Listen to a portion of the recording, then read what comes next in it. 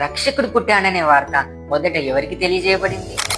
This is day 7 of 25 days, 25 secrets of Christmas, the hidden Christmas story. కొందరు గొర్రెల కాపరులు రాత్రి వేళ తమ మందను కాచుకొనిచుండగా ప్రభువు దూత వారి వద్దకు వచ్చి, దావీదు పట్టణమందు రక్షకుడు నీ కొరకు పుట్టాడనే వార్త తెలియజేస్తుంది. వెంటనే గొర్రెల కాపరు బెత్లెహేముకు వెళ్లి తల్లి అయిన మరియను, యోసేపును, పొత్తి గుడ్డలతో చుట్టబడిన శిశువును చూసి దేవుడికి స్తోత్రం చేశారు. రాజులకు, శాస్త్రులకు, పరిచయులకు కాక దీనులైన గొర్రెల కాపరులకి మొదట తెలియజేయబడింది.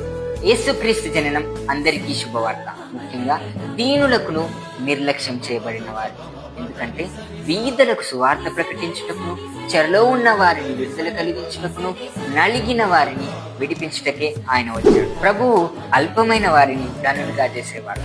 ఆనాడు ఇశ్రాయేలును ఐగుప్తులో నుండి విడిపించుటకు మిద్యాను అరణ్యంలో గొర్రెలు కాచుకున్న మోషేనే దేవుడు ఎన్నుకున్నాడు. ఇశ్రాయేలుకు రాజుగా గొర్రెల కాపరి అయిన దావీదుని ఎన్నుకున్నాడు.